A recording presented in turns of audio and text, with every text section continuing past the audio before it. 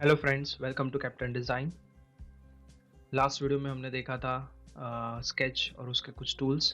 ठीक है, इस वीडियो में हम आगे देखेंगे। यहाँ से न्यू ले लेते हैं, यहाँ से स्केच। ओके, तो स्केच फाइल में हमने स्केचिंग में ऑलमोस्ट पैलेट तक ख़त्म कर दिया था। ठीक है, अब पैलेट के बाद यहाँ पर तीन चीज़ें हैं, आप देख सकते हो। सेंटर लाइन, पॉइंट और कोऑर्डिनेट सिस्टम। आपको क्लिक करना है वर्टिकल या हॉरिजॉन्टल, आप कैसे भी सेंटर लाइन ले सकते हो। ठीक है, सेंटर क्लिक मैं बंद कर रहा हूँ इसे, वापस एक बार सेंटर क्लिक। दूसरी भी एक सेंटर लाइन है, सेंटर लाइन टेंजेंट। जैसे लाइन में था लाइन टेंजेंट, बिल्कुल वैसे ही आप दो सर्कल ले लो यहाँ पर।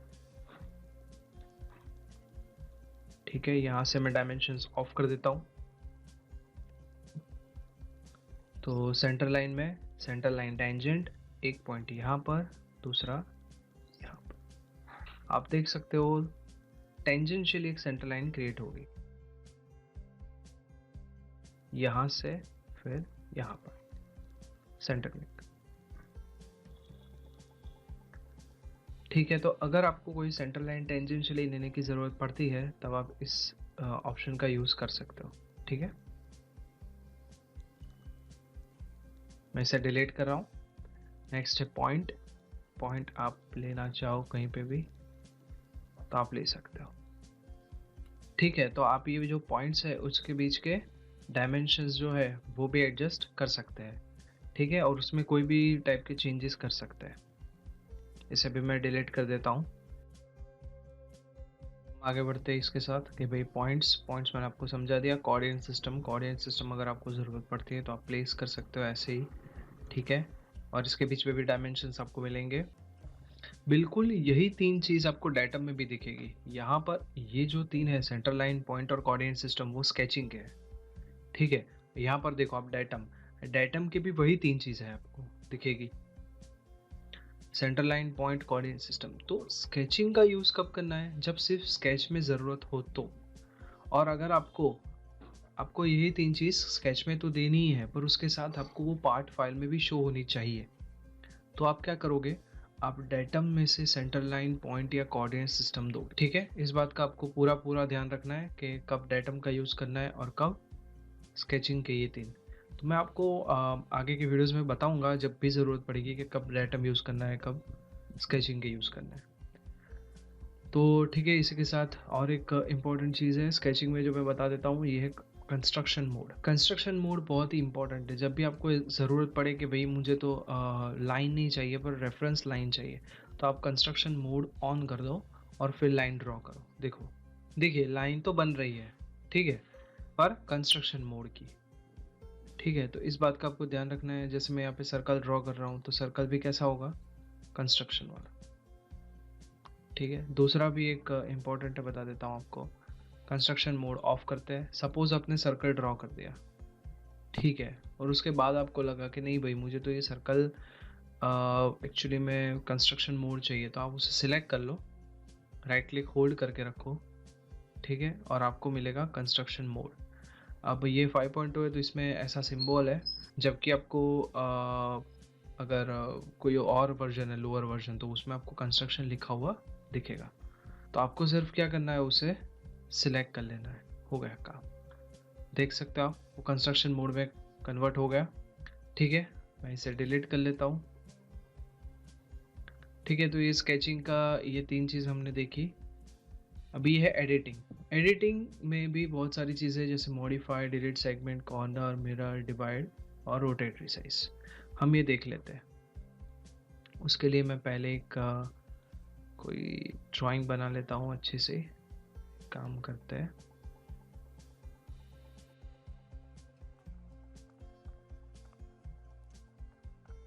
आप देख सकते हो यहाँ पर कि सबसे पहली बात तो जो डायमेंशंस है वो यहाँ पर हमें दिख रहे हैं। ठीक है, मैंने एक ये ड्राइंग बना ली है और इस ड्राइंग के अंदर मुझे डायमेंशंस देने हैं, चेंज करने मतलब मॉडिफाई करना है, तब मैं मॉडिफाई का यूज़ करूँगा। एक्चुअली 5.0 पे तो बहुत ईजी है। आप एक डायमेंशन को क्लिक करो तो आपको डायरेक्ट ही ऑप्शन दिखा देगा मॉडिफाई। पर अगर लोअर वर्जन है तो कैसे करना है वो भी बता देता हूँ। मॉडिफाई लेना है सबसे पहले, उसके बाद किसी एक पे क्लिक करना है तो आपको डायलॉग बॉक्स दिखेगा, ठीक है। उसके बाद ध्यान रहे रीजनरेट बंद करना है। रीजनरेट बंद करने के बाद अब बाकी के डायमेंशंस भी उसमें ऐड कर लो।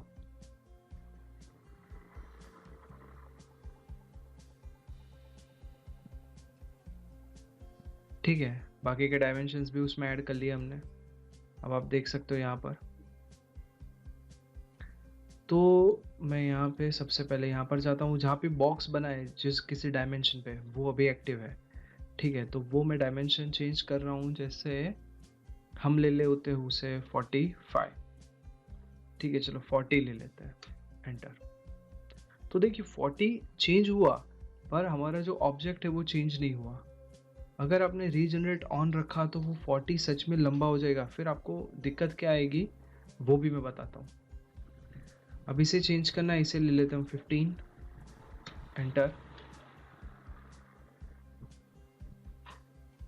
तो इसे हमने 15 कर लिया, ठीक है। इसके बाद इसे सिलेक्ट करके मैं 85 दे रहा हूँ और इसे दे रहा हूँ 45।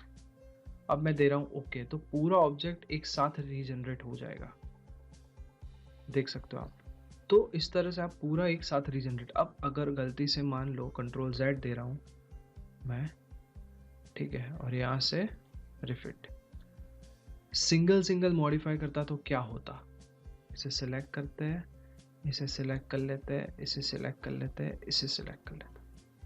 अब ध्यान देना, मैं यहाँ पे सबसे पहले में जा रहा हूँ और इसे कर रहा हूँ 40, एंटर। ये देखो कहाँ चला गया। आपको स्केच समझ में ही नहीं आएगा, आप समझ ही नहीं पाओगे कि कौन सा डायमेंशन चेंज करना है और कौन सा डायमेंशन नहीं चेंज करना, ठीक है। तो इस तरह से आपको इस बात का ध्यान रखना है। कंट्रोल Z दे रहा हूँ अभी तो मैं, इसलिए आपको क्या करना है, रीजनरेट ऑफ रखना है, ठीक है, और फिर डायमेंशंस अप्लाई करना है।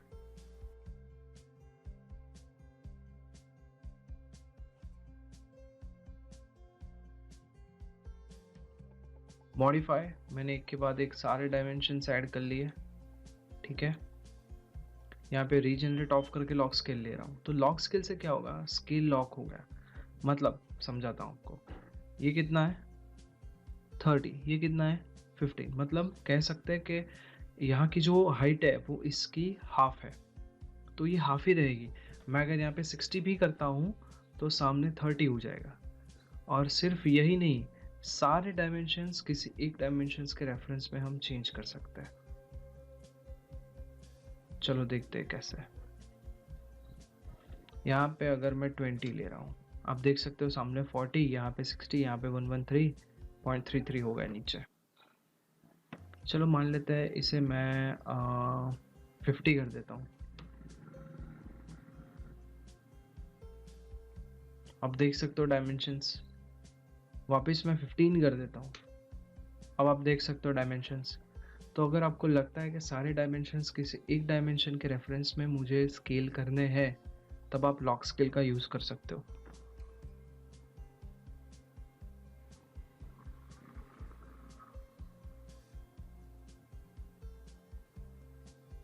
मान लेते हैं मैं इसका हाफ ले लेता हूँ, मतलब 7.5। अब देखो यहाँ पे 15, यहाँ पे 22.5 ऊपर और नीचे 42.5। तो आप लॉक स्केल का इस तरह से यूज कर सकते हैं। नेक्स्ट है डिलीट सेगमेंट। डिलीट सेगमेंट का यूज होता है किसी भी चीज को डिलीट करने के लिए, पर उसके लिए हम काम करते हैं। आप देख सकते हैं कि मैंने यहाँ पर एक सर्कल बना दिया है बीच में, ठीक है। अब मैं डिलीट सेगमेंट यहाँ से ले रहा हूँ और इसे डिलीट कर सकता हूँ ऐसे। आपको लेफ्ट क्लिक प्रेस करके रखना है और फिर माउस को मूव करना है, कट। देखो ऐसे, गलती से यहाँ टच ना हो जाए वरना सर्कल ही उड़ जाएगा,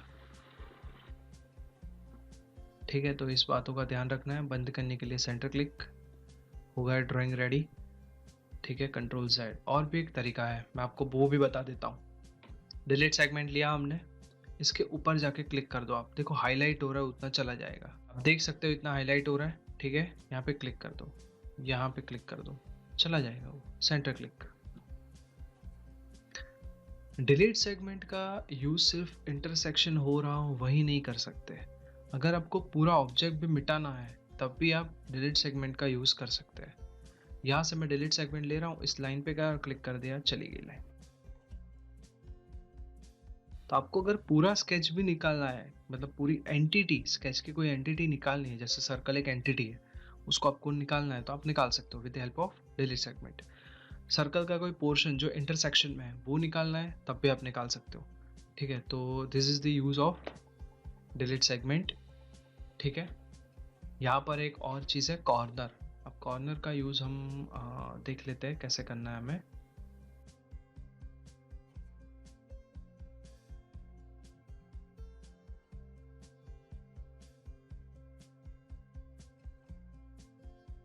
अब आप देख सकते हो यहाँ पर अगर हम इमेजिन करें तो एक कॉर्नर रेडी हो सकता है।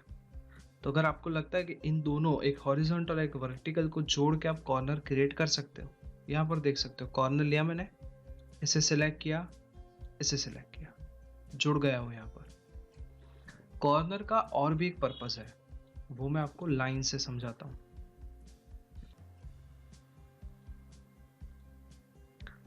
मान लीजिए इन दोनों लाइन को जोड़ के आपको कॉर्नर रेडी करना है, ठीक है, पर इसमें एक बात का ध्यान रखना है, लाइन को सिलेक्ट कैसे करेंगे, क्योंकि लाइन को सिलेक्ट करना बहुत अहम है। कॉर्नर मैंने पहले ये वर्टिकल लाइन सिलेक्ट की, अब हॉरिजॉन्टल लाइन को मैं लेफ्ट साइड से सिलेक्ट कर रहा हूँ, लेफ्ट साइड से। तो देखो लेफ्ट साइड का पार्ट रह गया, राइट साइड का चला गया। सेंटर क्लिक, कंट्रोल जेड, वापस एक बार करते हैं, कॉर्नर, वर्टिकल लाइन सिलेक्ट की, अब वापस हॉरिजॉन्टल लाइन को राइट साइड से सिलेक्ट कर रहा हूं। तो समझ आया आपको किस तरफ से कॉर्नर क्रिएट करना है, वो आप कर सकते हो। क्योंकि इसका फायदा क्या है, एक तरफ कॉर्नर भी बना रहा है, दूसरी तरफ वो एक्स्ट्रा पार्ट है वो ट्रिम भी कर रहा है। तो यहाँ का पार्ट वो ट्रिम भी कर देगा और यहाँ का पार्ट वो कॉर्नर में ऐड भी कर देगा। तो ये दो फायदे हो जाएंगे। ठीक है, पर ध्यान क्या रखना है, सिलेक्शन। अब क्यों सिलेक्शन ध्यान रखना है, तो आप देख सकते हो ये लाइन सीधी कहाँ टच होगी, यहाँ पर। तो यहाँ पर टच होगी, मतलब उसने दो पार्टीशन क्रिएट किया है। तो आपको कौन सा पार्टीशन सिलेक्ट करना है वो आप पे निर्भर करता है। ठीक है, होप सो कि आपको समझ में आया होगा, और ना भी आए तो आप मुझे कमेंट कर सकते हैं या मेल कर सकते हैं। ठीक है, अब हम देखते हैं, काम करते हैं मिरर। मिरर के लिए मैं इस लाइन को सिलेक्ट करके कंस्ट्रक्शन मोड में कन्वर्ट कर देता हूँ। ठीक है, और यहाँ पर मैं ले रहा हूँ सेंटर लाइन। मिरर के लिए सेंटर लाइन होना बहुत ज़रूरी है। ठीक है, मिरर ऑफ रहेगा जनरली, आप जब ऑब्जेक्ट सिलेक्ट करोगे तब वो अपने आप ऑन हो जाएगा। फिर आपको मिरर सिलेक्ट करना है और सेंटर लाइन को क्लिक करना है, हो गया काम। वापस एक बार देख लेते हैं हम, क्या होना चाहिए सबसे पहली बात, सेंटर लाइन। ठीक है, उसके बाद ऑब्जेक्ट सिलेक्ट कर लो, मिरर सिलेक्ट कर लो, सेंटर लाइन सिलेक्ट कर लो, हो गया। बहुत आसान है, बहुत ही।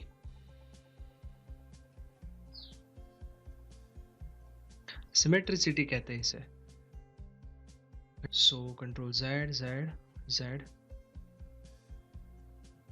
तो हम वापस यहाँ पर आ गए। अब हम देखते हैं डिवाइड। डिवाइड मतलब किसी चीज़ को कहीं से तोड़ना है तो आप डिवाइड का यूज़ कर सकते हो। जैसे मैंने डिवाइड लिया, मैंने एक यहाँ पर क्लिक कर दिया, एक यहाँ पर क्लिक कर दिया और सेंटर क्लिक। आपको क्या लगता है, ये 3 लाइन हो गई। ये देखो, पहली देख सकता है, पहली हो रही है सिलेक्ट, ठीक है, दिखाई दी ग्रीन कलर में। ये दूसरी लाइन और ये तीसरी लाइन। लाइन लिखा हुआ आएगा आपको, ठीक है। चलो एक काम करते हैं, हम सर्कल पे एक्सपेरिमेंट करके देखते हैं, छोटा सा डिवाइड। एक मैंने यहाँ पर रख दिया, एक मैंने यहाँ पर रखा, एक मैंने यहाँ पर और एक यहाँ पर, सेंटर क्लिक। तो ये आर्क में कन्वर्ट हो गया। देखो, अगर मैं सिलेक्ट करके डिलीट भी कर रहा हूँ तो वो डिलीट भी हो सकता है। तो वो एक पार्ट हो गया, ये एक पार्ट हो गया, ये एक पोर्शन हो गया, ये एक पोर्शन हो गया, ये एक पोर्शन हो गया।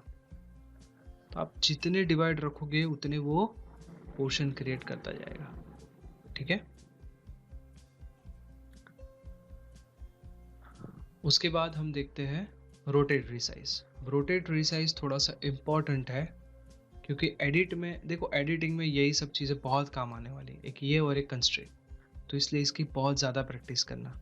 ठीक है, रोटेट रिसाइज में आपको ऑब्जेक्ट को सिलेक्ट करना है और रोटेट रिसाइज में चले जाना है। ठीक है, अब आप क्या कर सकते हो, आप ऑब्जेक्ट को मूव कर सकते हो हॉरिजॉन्टली, वर्टिकली। देखते हैं, यहाँ पे डायमेंशन ऑन कर लेते हैं। सबसे पहला तो जो मैंने बंद किया है, हॉरिजॉन्टली 100। देखो जो ओरिजिनल पोजीशन से वहाँ एक्स डायरेक्शन में मूव कर रहा है वो। ठीक है, कितना 100। अब ये परपेंडिकुलर मतलब वाई डायरेक्शन हुआ, उसमें भी 100। ऊपर चला गया ऑब्जेक्ट। फिलहाल देखने के लिए इसे मैं 50 कर लेता हूँ, 60 ठीक है। तो ओरिजिनल पोजीशन से है, इसे ओरिजिन कहते हैं। ठीक है, 0,0। तो ओरिजिन से 100x में और 60y में। अगर आपको ऐसा है नहीं भाई मुझे तो सेकंड क्वाड्रेंट में भेजना था, तो आप भेज सकते हो। कैसे, बता देता हूँ। सेकंड क्वाड्रेंट में y पॉजिटिव होता है। ओके, तो हम इसे 50 पॉजिटिव दे रहे हैं। ठीक है, एंटर। ये हो गया 50 y में। लेकिन x कैसा होता है, नेगेटिव, तो नेगेटिव दे दो और एंटर दे दो। देखो क्या हुआ, नेगेटिव साइड आ गया वो। आप इस तरह से उसकी पोजीशंस चेंज कर सकते हैं। अगर किसी को चाहिए नहीं भाई मुझे तो थर्ड क्वाड्रेंट में चाहिए, तो ठीक है, -50 एंटर। और यहां पर भी मैं माइनस देता हूं, y भी नेगेटिव, x भी नेगेटिव। ओरिजिनल ओरिजिन से सबसे पहले वाले, वहां से मैंने फर्स्ट क्वाड्रेंट में भेजा, सेकंड में भेजा, थर्ड में भेजा। आप ऐसे किसी भी क्वाड्रेंट में उसे मूव कर सकते हो। ठीक है, मैं वापस 0,0 पे ले लेता हूं उसे। अब आप तो ये तो समझ ही गए होंगे कि डायमेंशन से चेंज कर सकते हैं, पर डायरेक्ट भी चेंज कर सकते हैं। जैसे ये ओरिजिन है, इस पे जाओ, लेफ्ट क्लिक प्रेस करके रखो और मूव कर सकते हो। कहीं पे भी रख सकते हो आप। इसका क्या फायदा, बता देता हूँ इसका क्या फायदा। चलो पहले बाहर निकल जाते हैं। यहां से ले लेते हैं एक सर्कल।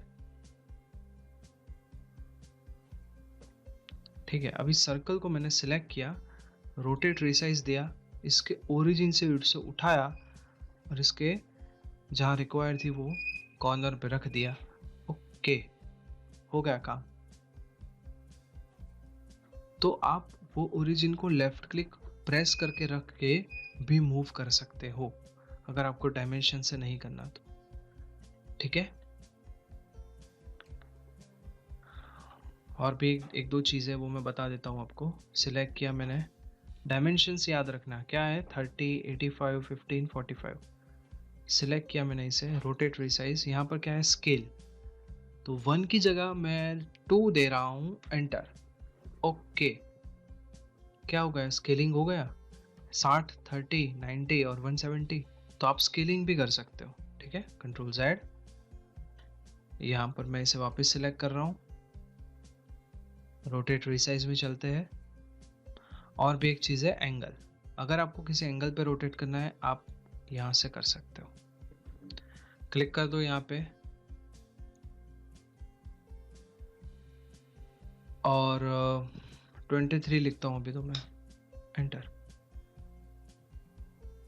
हो गया काम, कंट्रोल Z। आपको है नहीं मुझे तो ना 45 पे चाहिए। ठीक है, 45 लिखना नहीं है, फिर तो आसान है। इसको पकड़ो, ये देख रहे हो सिंबल, इसको क्लिक करके रखो। ठीक है, ये रेड में हाईलाइट या ग्रीन में हाईलाइट होगा, फिर उसको क्लिक करके रखो। जैसे ही क्लिक करके रखोगे आपको इतनी सारी सेंटर लाइन दिखेगी।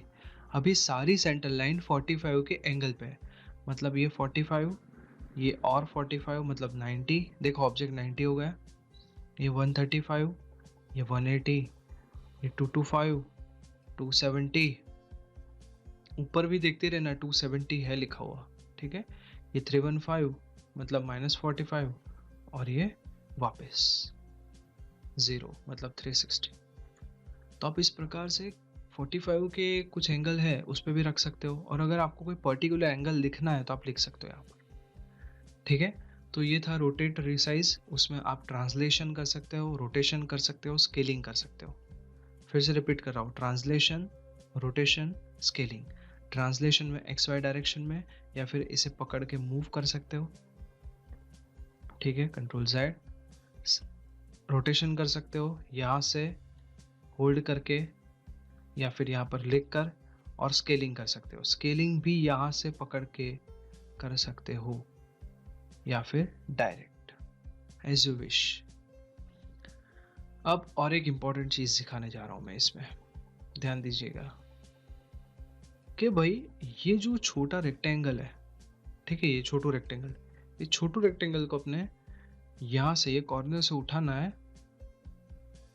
ध्यान देना मैं क्या कह रहा हूं, ये कॉर्नर से ही उठाना है। क्यों? क्योंकि मुझे ये कॉर्नर यहां पर चाहिए।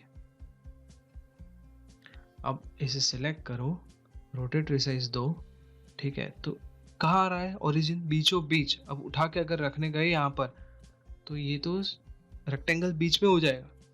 अब मुझे ऐसा नहीं चाहिए, कंट्रोल जेड। मुझे कैसे चाहिए? ये जो कॉर्नर है right hand side lower corner, ठीक है, वो इसके left hand side upper corner पे होना चाहिए।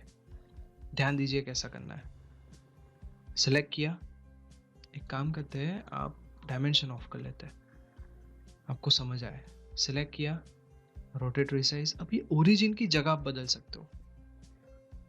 तो ओरिजिन को बदलने के लिए क्या करना है? सबसे पहले कर्सर उसके ऊपर रखना है, तो वो रेड में हाईलाइट होगा। उसके बाद आप राइट क्लिक प्रेस करके रखना है, और फिर आप मूव करो, देखो ओरिजिन हट जाएगा। जहां भी प्लेस करना है कर सकते हो, मैंने यहाँ पे प्लेस किया। अब मैं लेफ्ट क्लिक प्रेस करके यहाँ से उठा के यहाँ पे रख रहा हूँ, हो गया काम। कितना आसान था। तो ओरिजिन भी आप बदल सकते हो, ये ध्यान रहे। इसका और एक फायदा, और दो फायदे भी है। रोटेट रिसाइज, यहाँ से ओरिजिन सपोज मैंने यहाँ पर रख दिया, तो इससे क्या फर्क पड़ जाएगा बताता हूँ। अब रोटेट कहाँ से हो रहा है, समझ आ रहा है? ओरिजिन हमेशा फिक्स रहेगा रोटेशन के वक्त, मूव के वक्त आप वहीं से उठा के रख सकते हो, इसलिए वो इम्पॉर्टेंट है। स्केलिंग के वक्त भी वो वहाँ पे फिक्स रहेगा, ये कॉर्नर फिक्स है। अब अगर स्केलिंग होगी तो वहीं से होगी, देखो। तो ओरिजिन बहुत इंपॉर्टेंट चीज़ है, आप कहाँ रखते हो ओरिजिन को, ठीक है। तो वो आपको ड्राइंग देखकर समझ आना चाहिए। इसे मैं डिलीट कर देता हूँ। तो फिलहाल के लिए इतना ही, ठीक है। मैंने स्केचिंग में आपको centre line point coordinate system diatom के भी सिखाए, और स्केचिंग के भी सिखाए, एडिटिंग सिखाया, ठीक है आज। तो इस वीडियो में इतना ही, और बाकी का हम नेक्स्ट वीडियो में देखेंगे, कंस्ट्रेंट वगैरह, ठीक है। Good day, good bye.